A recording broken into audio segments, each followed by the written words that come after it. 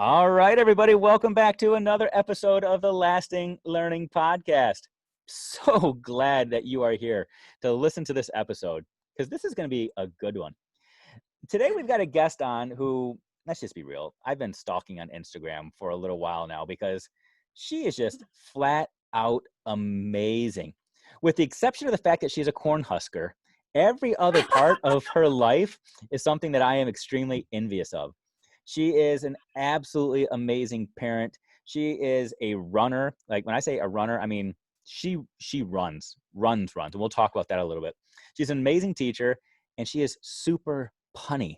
Not just funny, punny. And we're going to talk about that a little bit because that's what really got me following her and really watching her every move. Because I was waiting for the next caption on her Instagram stories because this woman she's the real deal. Today, we're going to be talking to the amazing Andrea White joining us from that other state down to the Southwest. She's got her phone propped up on her Bible right now as we have this conversation because that's how real and amazing she is. Andrea, thank you so much for being here tonight. Yeah, thank you for having me. I'm glad to be here. Oh, I am super, super excited for this conversation. I just gave like a big 30,000 foot view of who you are, but there might be a couple of people out there that are listening to this and say, oh, I've never heard of her before. Can you give us a little bit more information about who you are, what you do, and what you're about? Yeah, sure. So my name is Andrea White, and I am a mom of 3 kids. I have a 10-year-old. I have a daughter who is 8. They just turned 8 and 10. And then I just had a son 9 months ago. So that was a surprise, and that's part of my life journey and story as well. But so I have 3 kids. I am a teacher, a kindergarten teacher, and have been a teacher. I've taught every grade K to 8. And this is I don't even know. I've lost track of how many years I've been teaching. That's how many years I've been teaching.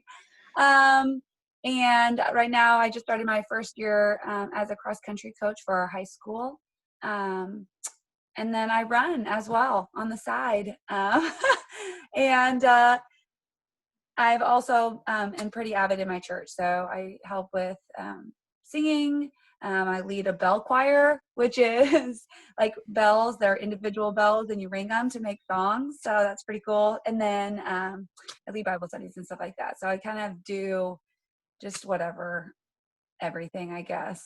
Yeah, literally all the things. And I want to compliment you real quick because in your introduction, when I said, tell people who you are and what you do, you didn't start off by saying that you are a teacher and an educator. You start off by saying you're a mom and you've got these 3 amazing kids. It's like that's the foundation and the framework for who you are as a person. Can you talk to us a little bit about that journey and the surprise that took place, I guess, 9 to 18 months ago, like that whole thing that you said is part of your story? Yeah. So my son is 10.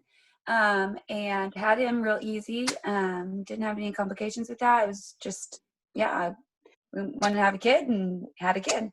And then just really it took a while to get pregnant the second time. And then we ended up losing that one.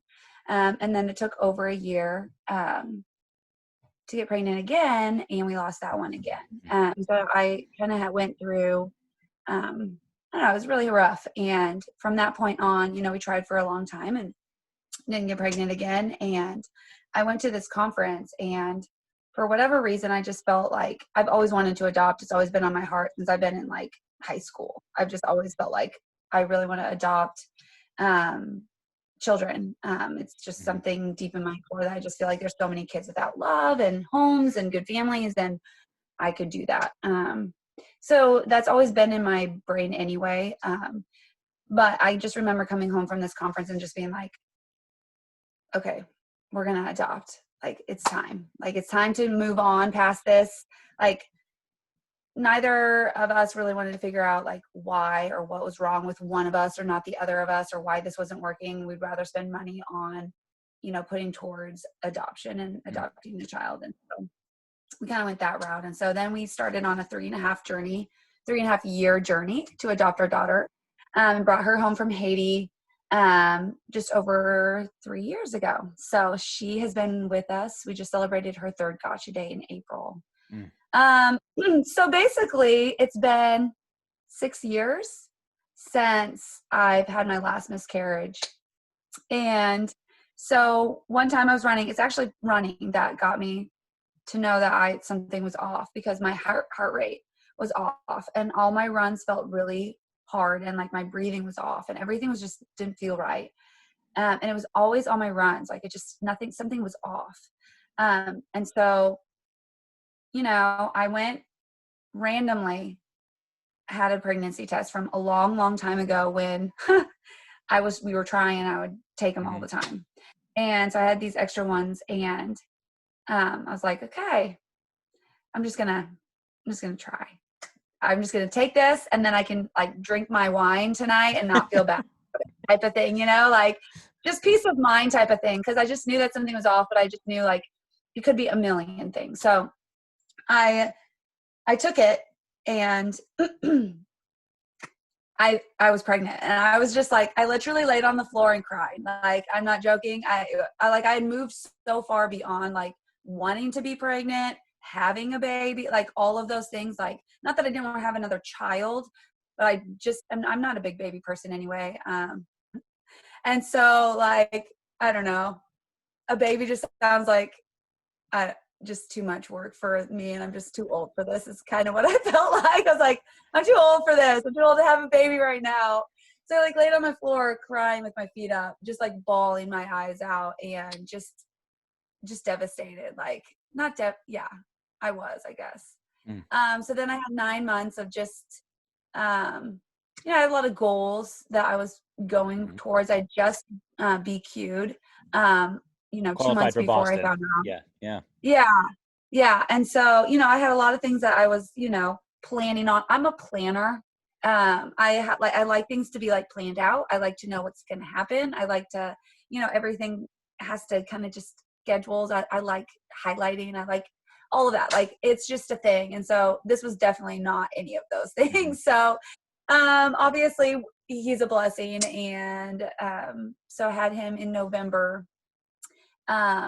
And he's been a huge blessing, and there's some really cool things with that. Like, he was born on the day that one of my friends, like on all my posts, it always ends with Nick and me running for wheat, and my son was actually born on the day that he was taken, the exact same day. And so there's just some really cool like things that have happened that just like show that he was obviously meant to be here, and he is, obviously a huge blessing to our family and everything. But yeah, that was a shocker. So that's how my 3 kids have come to be. And so he's kind of our oopsie blessing, I guess, is what we call him. That's amazing. I love every single thing about that story. The realness and the transparency, your vulnerability to even say that you were devastated about this is so real. And I think that's a feeling that a lot of people can relate to. And then you look back on it and say, oh my gosh, but now I can't even imagine life without that. I'm thinking about myself personally, for example. I'm a father of 4 kids, and my first child, he's going to be 15 very, very soon. Waited 5 years, no second kid in sight. Ended up going through IVF because we thought we could never have another kid. Spent thousands of dollars, ended up with 2 more amazing kiddos. And then there was the oopsie, where did this come from? Other kid that was supposed to be impossible. And I can relate to that. The holy crap, that really, this is going to happen. I'm not ready for this feeling. But now I look at my life and say, I can't even imagine. I can't imagine my world without my 4th kid, because he's amazing and he's perfect. And everything that I was missing that I didn't know I was missing. But yeah, it does. Yes. It changes your trajectory and your life and your goals and your plans. But what I love. Totally. I kept going like, I'm a mom of a baby. Right. Like, we have a baby. That's weird, right? Everybody gets that. But I don't know with you guys, but for like us, it was like, oh, this baby, like, it's like so much more low key than any of the other. You know, like it's just been like, it's not as big of a deal. Like, that's because you're probably so much more low key now, right? Like they say, with the first kid, when they drop the passy, you're dropping it in a boiling water. And you're like, I've got to sterilize this. By the time you get to the 3rd and 4th, you're kicking it back to them saying, pick it up, Yeah. So, yeah. And Keep Right. this up. Just do your thing. I'm busy. I got to go run Boston. But talking about that, you said you had all of these goals and that you had just qualified for the Boston Marathon. Can we put that in some context for people that don't quite understand what that means? When you say you qualified for the Boston Marathon, so you didn't just sign up and say, I'm going to go run the Boston Marathon this weekend and here's my $50. It's not that easy, right? Right. So Boston, you have a certain like qualification. So it's based on your age and your gender.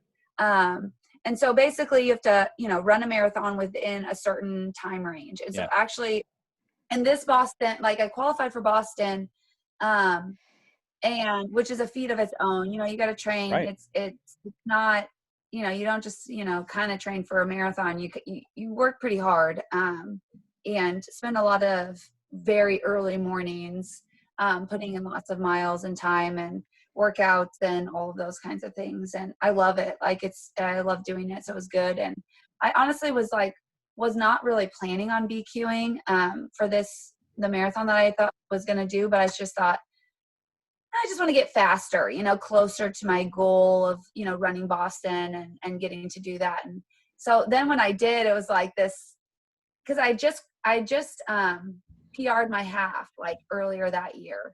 And so I felt really good about where I was headed. And so that if I could just get a better score, like get closer to a BQ time, then I would have something to like propel me on to then actually get it.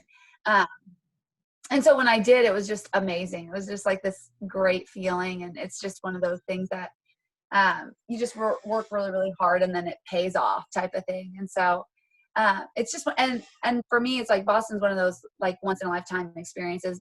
I know lots of people run them like multiple times, but just like the amount of money and all of that goes into it. It's just like, for me, it's like, I just want to get there once. I just want to get there and run it one time. So getting to be able to do that was just like this amazing feat, and then you're on this high and you're like, like, I didn't really take any days off. I ran the marathon. I had my rest day on Sunday. And then the next day, like Monday, I was back to just trotting out some miles and kind of recovery kind of stuff like that. So, I just didn't really take a whole lot of time off. So then it was like, you find out you're pregnant and you're like, I don't know what to do from here. Right. Because now it's 9 months of your life and you're thinking, oh my gosh, what am I supposed to do now? I have this bucket list item, and you're almost feeling like this baby is getting in the way of you accomplishing a dream. Am I right? Or yeah, definitely felt that at first. And then, I just kind of resolved and decided like, I'm still going to do these things. Like this baby does not get to decide that for me. You know what I mean? I can decide that for me type of thing. And so, I just kind of set out to accomplish those things. They looked a little different than what I would have probably hoped they would have looked like. But I feel really good about, I ran until the day I had my son. Like I ran. It's insane. Until the day before I had him. And then started training about 11 days after. So I felt really good about all of it. Like, that's insane. Yeah. It's insane. Yeah. And so as we're recording this, we're in September right now. So the Boston Marathon of this year was originally scheduled for about 5 months ago, back in the spring in April. And we know what happened with marathons and races and pretty much everything around the world this spring. Everything was kind of shut down, put on pause. Yeah. So you were supposed to run the Boston Marathon in April. So we're talking 3 or 4 months post delivery. Yes. And you still had in your head, yep, I'm going to get out there and do this. Yes. Wow. Yeah. Okay. I would have been ready. Not like race, right? Not like like competitive marathon racing, but I would have been able to run it. Like, because I had my son at the end of November. So I had about 11 days. I was off. I took 11 days where I didn't run, which was really hard for me, but I did it. And so then I started back 11 days after I had him. And so by the end of December, I had worked up my miles to some good base miles. Okay. And then starting in January, I hooked up with the coach that I have now. and I worked with her from January until now, and really liked everything. Like, she's had a kid before and knows how to train, like, after, all of those things. And so, again, like, April would have been just like very not pretty marathon finishing, but it would have definitely, I would have finished and I would have been just like, I would have finished. Well, but finishing Boston is a feat in and of itself. So putting this in Yeah. context for the laymen out there that don't run, or who think that marathon runners are just absolutely crazy. Just had a baby. Then you say, in about 3 months, I'm going to go out and run 26.2 miles with 30,000 of my closest friends in Boston, across the country, and handle all of those logistics.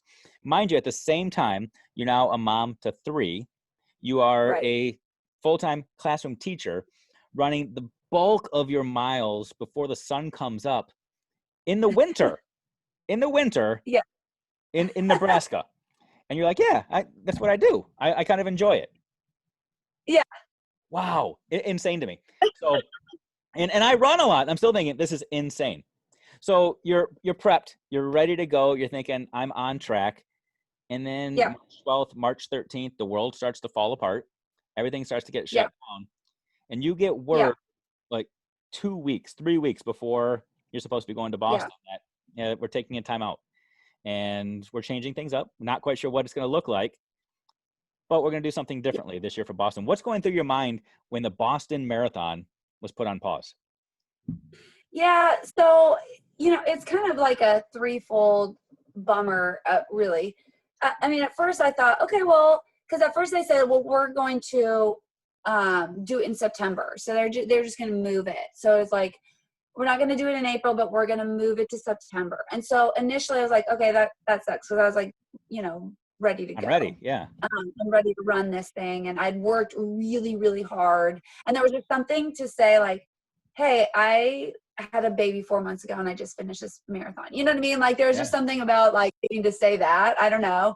But on the other hand, I was like, okay, that gives me more time to be actually ready for this and race it, which is what I wanted to do anyway. But so I was like, okay, like, that's fine. Like, I can make this work. We can just, like, that just gives me more time to, like, build up and be stronger and race faster. So, like, I was, bummed, and then was like, okay, yeah, that's actually going to end up working better for me in the end. And then, in, I think it's July or something like that, then they went to the part where they were going to just make it virtually completely. Mm-hmm. And that was hard to swallow. That was pretty big. I mean, you knew it was going to happen just because of how everything was, like, Mm-hmm. going. You know what I mean? Like, you're Yeah. like, I know it's coming, but I still want to be living in this, like, world of denial that this does not affect Boston Marathon. But eventually when they announced it, it was like, okay, I knew it was coming, but it is still a huge bummer. And you had the option to do it virtually or just not, get your money back or whatever. And I decided to do it virtually just because I needed closure on it. You know what I mean? I needed, like, my mindset was on it for so long, and I put so many miles in and so much, like, effort and energy into it. I was like, I just need to run this. Like, I just need, virtually or not virtually, I need this closure. And I had already bought the victory jacket. You can't wear it Like, until you run it. So yeah. The Boston jacket, I was like, I Yeah. cannot wait to wear this. I had it in, like, February, like, early, before, like, January, February, they mailed them out to you. So it was, like, sitting in my closet in the bag. No, I didn't even take it out, put it on, nothing. I put it in my closet in the bag, didn't touch it. It's like, I cannot wait to wear this thing. So that's probably the biggest letdown of April being canceled. It's like, I can't wear this until September now. And then, yeah. So finally, like, I felt like I had to earn that jacket, like, I can't just put it on and be like, yeah, I qualified for Boston. But anyway, so that was also the other side. And earn it you did. And I mean, and I want to tell this story because, so I was able to run the Boston Marathon back in 2019, and it is everything that people describe, just the ambiance, the crowds, the history, everything about it. is spectacular. But it's still a marathon. I mean, don't let Andrea's story here fool anybody that's listening. You're still out there running 26.2 miles, no matter how much you train. It's legit, and even you, this amazing like Wonder Woman who's out there putting mile upon mile upon mile on your feet. 26.2 miles hurts for anybody. Yeah. Right? It is a mental and physical drain.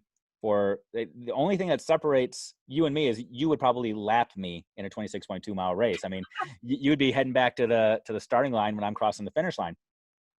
But it's still, we're both in tremendous pain. When I ran, though, I had the 500,000 people lining the streets, screaming and cheering, cowbells, the whole 9 yards, so that I had that extra little oomph, the crowd noise, to get me to the finish line. Yeah. I had the big sit-go sign and Fenway Park to run past. You did not. You ran the Boston Marathon, not in Boston. Talk to us about what you did. How did you run your Boston Marathon? Yeah, so I live in kind of a smaller town actually, and so I lap it quite a bit. My long runs, I've ran every single like outskirt because I do run a lot of country roads around my area, which is kind of nice, but super scary at night. So I usually run in town if it's dark, and then I'll hit country roads if it's lighter outside. But anyway, and so our community of my community of friends were pretty psyched about it. So I made some loops. I actually had to like map it out for my coach anyway. And so it's like, if anybody wants to, because lots of people were like, hey, if you need water, let us know. And I was like, I don't know what I need. Like, to be honest, like when I usually go out and run, I don't really carry water with, I don't really require a lot to me. And so I was like, I don't know what I'm going to need. I don't know what I'm going to want. I don't know. I just don't know. Usually if it's when I'm racing, I'll just grab whatever they give me. I'm just not very, I don't know. I guess I'm just I don't know. Not very, I'm not very professional, I guess. I'm just whatever, yeah, this is good. Okay, that's fine. Anyway, so I was like, I don't know what I need. So I basically mapped up every 3 miles would be great to have just a squirt of Gatorade. That's my kind of go-to. So I was like, okay, I'll just have a squirt of Gatorade. So I went out and mapped up I mapped it out and put 3 mile marks. The street is 3 miles. This so if you want to be there, you can be there. If you don't, whatever. So actually I had a group of people that kind of just hopped and gave me some Gatorade and, had some signs, some homemade signs for me. And my parents actually were here for the weekend, not for this, but they just happenstance to be there. And I was like, oh yeah. And I'm also running my Boston Marathon on Monday. My mom's like, oh, well, I guess we could probably go out and cheer you on. That's my mom. Anyway, I was like, okay, I mean, if you want to, I don't want to put you out. But anyway, so I started really early in the morning because that's just my jam. So I started at 5:30 and I was like, if you're not awake, that's fine. Whatever, you do you, and I'll just keep running. And so I had some of my cross country kids come with me. Actually, one of my cross country boys ran the last 3 with me. And so I run up and he starts running with me and I was like, oh, hey, how you doing? He's like, I can't believe you're talking to me right now. How are you talking at mile 23 to me? And I was like, I don't know. So I was like, but how are you? How are you doing? And he was like, anyway, it was just kind of funny. So I did have some fun and encouraging and some cheers along the way. So it was fun. It was a fun atmosphere. Yeah, it was good. And you didn't just finish the race though either. You PR'd, you set your own personal best doing this. I did. Yeah. By 8 minutes. So that's crazy. Yeah, it is pretty and I felt really good actually, to be honest. I mean, I had pains. Actually, my biggest pain was in my arm, as weird as that sounds. I don't know why or how, but I had some massive shoulder pain while I was running. I guess I must have just been pumping my arm so hard. But every once in a while it just would just hit me. And that was my hardest, that was my worst pain. Well, But luckily I for you, that probably distracted you from your feet, your calves, your hamstrings, everything else, right? yeah, exactly. Wow. So, And but and yeah, you it was pretty funny. and so in the midst of all of this, we're in the Yeah. midst of a global pandemic. You're Yes. a classroom teacher going back to who knows what to teach kiddos. Right. And again, Yes. a mom of 3 kids. And you're just out there, yeah, I'm going to Yeah. go run a Boston Marathon around my hometown, set a personal best, and, just do life and smile through it. I'm all good. Like, who are Yeah. you? Pretty much. but that vibe is what got me to really start following you. I said in your introduction that you are one of the punniest people that I've ever encountered, because when I first started really diving into to you and your story and what you're about, it was, I don't know when this was, a year and a half, 2 years ago. I don't know when it was, but like Yeah. all of your Yeah. posts were just all of these crazy puns, like every single day. And you're posting these pictures of you out running or just at work or at home, whatever. And you had the sense of humor about all of your pictures. You were just so, I know it wasn't about you at all. Like you take these pictures and you're just like, yeah, I'm going to be goofy right now. I don't care. This is me. Yeah. And that is just Exactly. so refreshing to see somebody that's just so comfortable in their own skin. You said with even your friends and family, I'm about to go run a marathon, and you go out early and you're like, yeah, if you sleep in, you do you. No, I would be like, no. You said you're going to be out there at 6:00 in the morning. Get your butt out there. And I'm planning on it. You're like, no, you do you. I'll be me. Is that how you Yeah. are in all aspects of life? It's just like, yeah, I'm me. Take it or leave it. Let's go. Yeah. And like sometimes it's really great and sometimes it's just not great, I guess. But yeah, I really have a hard time like hiding how I feel about stuff. Like my face just shares my feelings about things, or I don't know, like if I'm not about it, I'm just not, like I'll just be like, okay, this is not my, I don't know, like, Yeah. so yes, I feel like I am that way. And it's worked so far, I guess. I don't know. I It don't get really worried absolutely has. about stuff like that. Yeah. Okay, well, can you describe for me, and I don't even know if there's an answer for this, but what made you start sharing so much of your story, your real story about who you really are and what you really think and what you feel, and even just the running stuff on social media so much, the Rundrea thing, for example, that you use. What Yeah. what prompts that? Because literally every single run, every single morning, I know how far you went. I know what time you went. I know how you felt about it. And I know what's hurting you after the run. Like what prompted you to say, yeah, I'm going to start sharing this journey with everybody? Oh, one, because I really love running Yeah. a lot. And I love talking about running, and I know that not everybody does. So I kind of created it because I wanted to meet other people that also enjoy running as much as I do, and I can Yeah. talk to them about it and not bore other people. You know what I Yeah. mean? Yeah. Like, not everybody wants to hear about where I ran, how much I ran, or, like, you're like, okay, we get it. You run, lady. You know what I mean? But I know that there's other people out there that are of the same mindset of me. And I guess the other reason is just like, sharing my story and sharing how much I run and how much it sucks, or how much, all of those things is hopefully to give people just the hope and the idea that like running is not always going to be pretty. Running is not always, it's not always, you're not always just rising to the top. Running is like all over the place. Yeah. And running hurts, and running, sometimes you run and it feels like butt and like you've never ran before in your life. And sometimes running feels like you're floating on clouds. Mm. And And that's the like life though workouts and too. That's all not of even those. running. That is Yeah. life. Sometimes life feels that way. Yeah. Yes. Oh my gosh. If you talk to anybody, I'm always like, okay, and this reminds me of running. And they're always like, oh gosh, here we go. Another parallel to your running life in real life. But I really feel like running and real life are like they're so the same. Like Yeah. it's a mindset thing. It's putting your mind towards a goal and working towards those things. And it's really, really about like the endurance and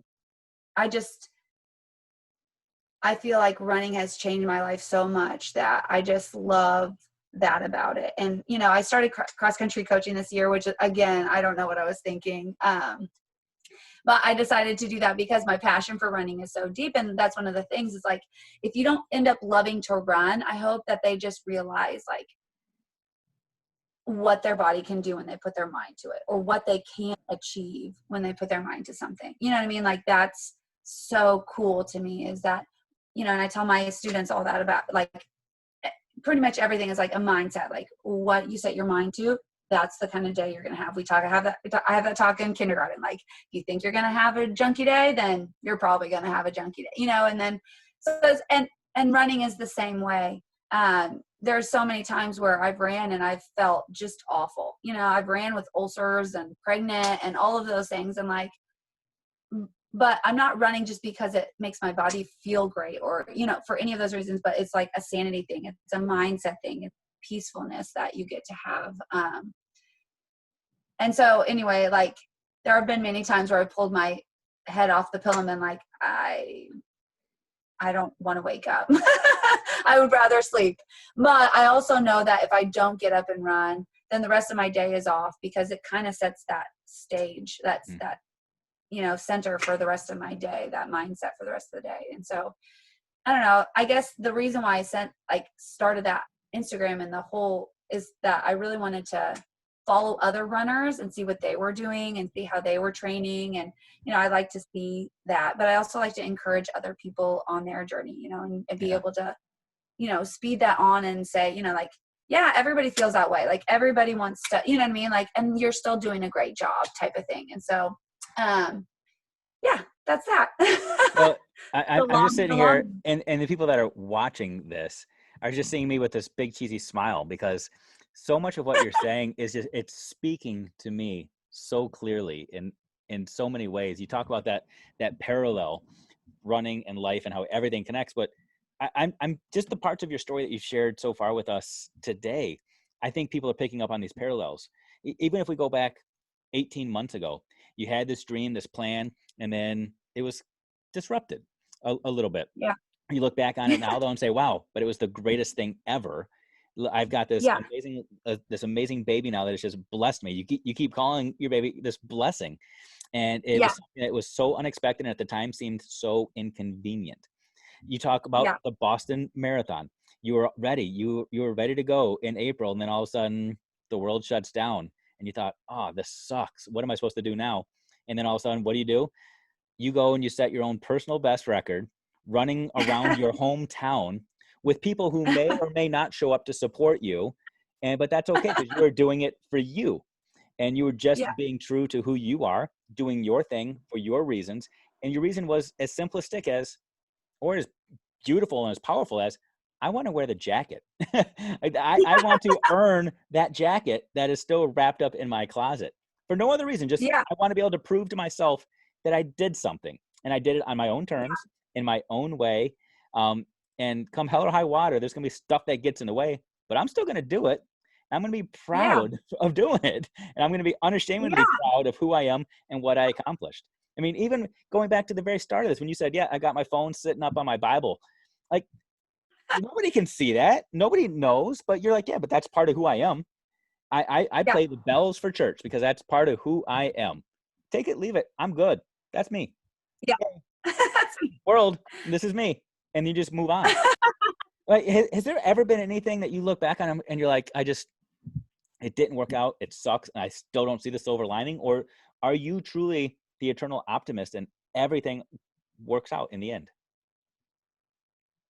Yeah, that's really funny that you say that, because I feel like I'm more of a pessimistic as like my own personal self, but I really don't believe that anything, no matter what, was ever not for something good. You know what I mean? Like even the mistakes that I've made along the road, like all the things that I have or have not been through, like I look back and it's made me who I am today. You know, even thinking about the pregnancy and everything with that, like I was really nervous. My first pregnancy was rough and I was humongous. Like I was probably double the size I was with my son at Charlie. And so I was really nervous. Like I'm older, you know what I mean? Like there's all these things that I was just really nervous about, and I'll never be back. Like, you know, I pretty much was like, I don't know if I'll ever be back, you know, because of all these things, and your body goes through all these things. And But now looking back, like I have come back and stronger for it, you know, Right. and stronger for all those things. I'm a stronger runner. I'm stronger mentally because I'm telling you, not very few days were comfortable running pregnant. Very few days are very comfortable running pregnant. It's You don't even have to say very running. I would just say uncomfortable. probably, I can imagine as a guy, very few days are comfortable pregnant, right? Pregnant, Running or not. pregnant. Yeah. Period. Yeah, let alone running with Yeah. this, Yeah. Yeah. you Yeah. know, baby. Um, but you know, you just kind of keep plugging away and you just can kind of keep doing it. And all of those things made me stronger for this training cycle as well, Mm. you know? And so, just everything, like there's just been so many moments, like even this, you know, COVID and the isolation and teaching online and teaching from home for a while, you know, I all three kids home, I'm teaching online while I'm, you know, teaching my kids their stuff on, and it was a mess. It was a lot. It was stressful, but I look back and like it was so good for my kids. Like it's so Mm. good for my daughter. She needed to be home, you know. She needed that time, like, and she needed to have those moments with her mom. And like looking back, it was so hard, but now like seeing it and seeing where we are on the other side, it's like, woof, we needed that, you know. We Yeah. needed all of the moments. And so um I don't know if I'm always optimistic and like, yay, everything's awesome, but I guess I'm more just like, okay, this is the situation we're in. And so, you know, we just do what we got to do. We do what we got to do to get through it, you know, and to get to where we want to go. So I guess that's more. But I like that you think that I'm optimistic because it bothers me that I am pessimistic. That's like one of those things I'm like, oh, I hate that I'm so negative about this. I've been really trying to work on it. I So think you just have anyway, big dreams and big goals for yourself, and you just want to take on the world. Um, I so do. what is next for you? Do you have a next, or is it smile and get through? Yeah, so I have so I was supposed to do the Marine Corps Marathon or 50K actually Okay. in October. So that's also virtual. So I'm actually going to run that virtually, you know, 50K around town at the end of October. And then That's 31 um, miles for the rest of you. 31. So the 26.2 wasn't enough. So now she's going to add, that's six, right. six, That was actually five just more. Yeah. just a training run. That was actually just a training run in the 50K That's training. awesome. So this is kind of my second kind of recovery week, and then we'll gear back up for the next probably 3-4 weeks before I do that race at the end of October. And then after that, yeah, I don't know. I guess it just kind of depends on where all the racing and Yeah. everything goes. Technically, I still can apply for Boston, but they're not taking applications right now. They've kind of delayed that. I still want to do that because I still want to go. You know, I want to Yeah. go to Boston and race in Boston. Um, so I don't know. I don't really know. Okay. I Just don't go know. with the flow. See what happens. It seems like that's worked out well for you. Just go with the flow. And because when you make plans, they always get disrupted anyway. So just figure out Whatever what's going to happen. blows my way, I guess, is what I'm doing. Oh, that's awesome. That's awesome. I just have to tell you, this conversation is exactly what I needed right now. And I think there's a lot of people listening right now that are like, man, this is so good, because it feels like so many people's plans have been disrupted. They've been hijacked. Things are not working out like they planned, and they don't see how things can be better on the other side. I think just hearing every aspect of your story, your personal story, your professional story, your running story, every single piece of it shows people that if you just put your head down and work hard, you will see the light eventually. But sometimes you do have to put in the work, but it will pay off, and you will always be better on the backside. And I don't know if I just stole your thunder or not, but if I were to drop a mic for you, I mean, that's what I would bring to the table. That's what I'm hearing, because that's what I needed to hear right now. Do you Yeah. have something else that, as you reflect back on everything that you just covered, or just your life and your story, your journey, if I said, Andrea, I want you to drop the mic and walk away right now, leave the stage and let people just resonate on this, what would you want them to take out of this conversation? I mean, I liked your recap so much. Feel free, just say ditto. I'm good with that. I can tell you, I've never done somebody else's mic drop for them, but this can be the first. I mean, I'm really cool with that. Like one being the first, for you to like do the mic drop for me. It's like, hey, hit the mic drop for me. I got it. All right. I'll do your intro. I'll do your outro. We got it. Okay, we're good and done. But I mean, as you look back on it, and I know we're joking now, do you really believe that is the essence of your life and how you got to be where you are? You put your head down. You don't always have to understand it, but it's almost like you live this life of you're a woman of faith, and you live your life by faith that things will get better. Yeah. Is that what it's all about? Yeah. I feel like one of my friends and I always just say, you just take it one day at a time. You know what I mean? You only got to survive the next day. You only got to get through the next day. So if it's really, really hard, well, how am I going to get through the next day?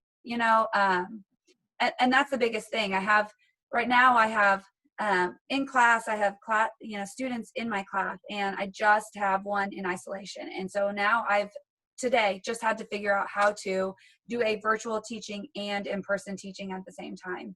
And it was crazy. And it's like, 24 days that I get to do this. And I'm like, oh my gosh, how am I going to do this for that long? And then I just thought, okay, you know what? It's just like, I just got to get through tomorrow. You know what I mean? Like, I don't have to think about every single day of everything. All I have to do is think about, what do I have to do that I need to get through tomorrow? And I'm not saying not to plan, because I love planning, obviously, and having goals and all of those things. But when things are overwhelming, or things get, shut down, or you're on a training plan and, it looks extensive and crazy, you only have to do the next step. And so for me, it's just like, you kind of just put your head down and you plug through those hard days, and all of a sudden you're through it and stronger, and you get to, I don't know, you get to then help somebody later too, so you come out on the other side, and then there's so many opportunities and moments that time and that situation, all those things, you get to reach back and pay that back to somebody else who needs you. And it's just, it all ends up being that's so good. Such a blessing. And right now you've got thousands of people listening to this story that are saying, that's exactly what I needed to hear right now. And you truly have paid it back to so many people.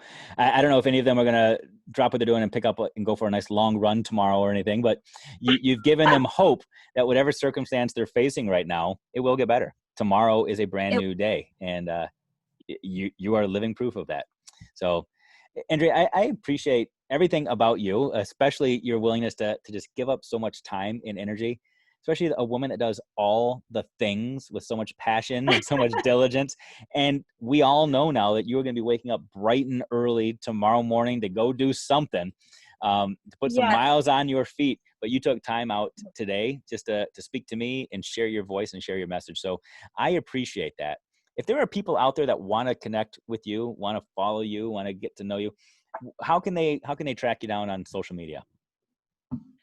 So my Instagram is Rundria21, I think. Yep, it is. I'm not even 100% sure about that, but I'm pretty sure that's what it is. And so, you can find me on there, and I check it quite often. So that's a good place to reach me. So. Very good. All right. And I'll have that down in the show notes for those of you that are overachievers and actually read show notes. Feel free to look down there and you can just cut and paste it. Otherwise, just do what she said. Go follow her. You'll be inspired. You'll laugh. You'll feel guilty when you sleep in, knowing that she just went out there and put 12 miles on her feet while you were getting your last few hours of sleep in. But she's amazing, and her story is real. So follow it and check it out. Again, Andrea, thank you so much for doing this. I appreciate it, and I just appreciate you. So thank you. Thank you. I enjoyed it very, very much. So thanks.